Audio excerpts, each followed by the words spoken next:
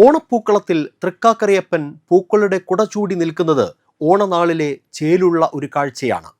തൃക്കാക്കരയപ്പൻ്റെ രൂപങ്ങൾ മെനഞ്ഞെടുക്കുന്ന കളിമൺ പാത്ര നിർമ്മാണത്തിനും പേരുകേട്ട പുതുക്കാട് സ്നേഹപുരത്തു നിന്നുള്ള ഓണവിശേഷങ്ങളിലേക്ക്. ഓണത്തിൽ നമുക്ക് ഒഴിച്ചുകൂടാനാകാത്ത ഒന്നാണ് പൂക്കളങ്ങൾ എന്ന് പറയുന്നത്. പൂക്കളങ്ങൾ അതിൻ്റെ പൂർണ്ണതയിലെത്തുന്നത് തൃക്കാക്കരയപ്പൻ കൂടി ചേരുമ്പോഴാണ്.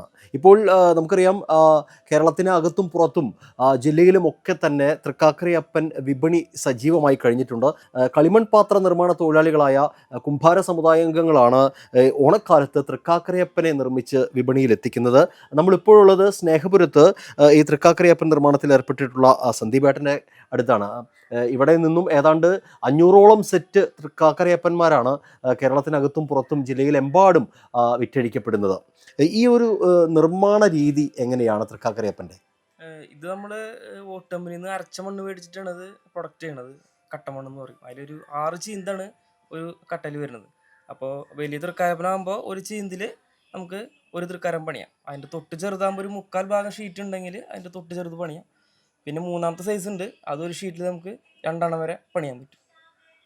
അത് നമ്മൾ എൻ്റെ ഒരു നിർമ്മാണം എങ്ങനെയാണ്? അത് നമ്മളതൊരു 3 സ്റ്റെപ്പായിട്ടാണ് അത് ചെയ്യണത്. ഫസ്റ്റ് നമ്മളൊരു ഏകദേശം ഷേപ്പാക്കിയിട്ട് വെക്കും. പിന്നെ അതൊരു 2 ഡേയ്സ് കഴിഞ്ഞിട്ട് ഒന്നും കൂടി കുറച്ചുകൂടിയും ഷേപ്പാക്കിയിട്ട് വെക്കും.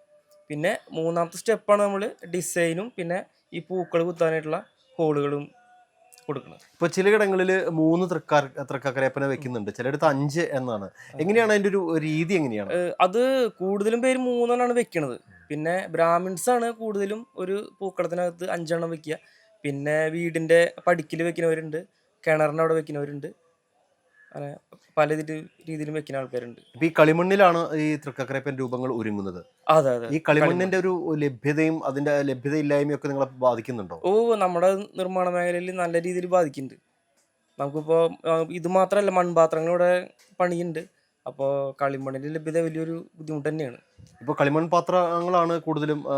ഈ ഓണക്കാലത്ത് അല്ലാത്ത സമയത്ത് നമ്മൾ കളിമൺ പാത്രങ്ങളാണ്. ഇപ്പോൾ ഈ ഓണക്കാലത്താണ് തൃക്കാക്കരയപ്പൻ വിപണി സജീവമാകുന്നത്. നമുക്ക് ഈ ഓണത്തിന്റെ സീസൺ ആകുമ്പോൾ മാത്രമാണ് തൃക്കാക്കരയപ്പൻ നമ്മൾ ചെയ്യണത്. അതിനുശേഷം നമ്മൾ മൺചട്ടികൾ ഒക്കെ ചെയ്യും. ഇപ്പോൾ നമ്മുടെ അധ്വാനത്തിനനുസരിച്ചുള്ള വില ഈ തൃക്കാക്കരയപ്പന് ലഭിക്കുന്നുണ്ടോ? എങ്ങനെയാണ് വിപണിയിലെ ഒരു സാധ്യത? ഇല്ല, നമുക്കിപ്പോൾ ഇതിനകത്ത് ഒരു സൂപ്പർ ബെനിഫിറ്റ് ഒന്നും കാര്യമായിട്ട് കിട്ടുന്നില്ല. പിന്നെ നമ്മൾ തലമുറകളായിട്ട് ചെയ്തു വരുന്ന കാരണം നമുക്ക് മറ്റൊരു തൊഴിലിലേക്ക് മാറാൻ ബുദ്ധിമുട്ടുണ്ട് പെട്ടെന്ന്. അപ്പോൾ അത് കാരണം നമ്മളത് മുന്നോട്ട് കൊണ്ടുപോകും. അപ്പോൾ ഈ ഓണക്കാലത്ത് മാത്രമാണ് തൃക്കാക്കരയപ്പൻ വിപണിയുള്ളത്? അല്ലാത്ത സമയങ്ങളിൽ ഇവിടെ ഏത് തരത്തിലുള്ള നിർമ്മാണ രീതികളാണ് കളിമണ്ണിലുള്ളത്? നമ്മൾ നേരത്തെ പറഞ്ഞ പോലെ ഓണത്തിന് മാത്രമാണ് തൃക്കാക്കരയപ്പൻ നമ്മൾ ചെയ്യണത്. അപ്പോൾ അതിനുശേഷം നമ്മൾ മൺചട്ടികൾ, അതുപോലെ തന്നെ കിണറ്റിലിറക്കാവുന്ന രീതിയിലുള്ള കളിമണ്ണിൻ്റെ റിങ് ഉണ്ട്. ഇപ്പോൾ അത് 100% കളിമണ്ണ് ഉപയോഗിച്ചിട്ടാണ് നമ്മളത് പ്രൊഡക്റ്റ് ചെയ്യണത്. അതായത് നമ്മൾ കോൺക്രീറ്റ് റിങ്ങുകൾക്ക് പകരം കളിമണ്ണ് കൊണ്ടുള്ള റിങ്.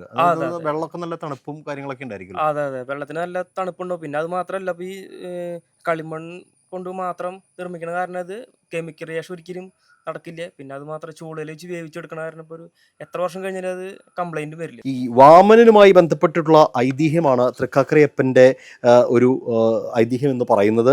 ഏതായാലും ഓണക്കാലത്തെ പൂക്കളങ്ങൾ പൂർണ്ണമാകണമെങ്കിൽ തൃക്കാക്കരയപ്പൻ കൂടി വേണം. വിപണിയിൽ സജീവമായി എത്തുകയാണ് തൃക്കാക്കരയപ്പൻ. ഓണം അങ്ങനെ കളറാകട്ടെ. ക്യാമറമാൻ നന്ദുവിനൊപ്പം ആൻഡോ കല്ലേരി, NCTV ന്യൂസ്, പുതുക്കാട്.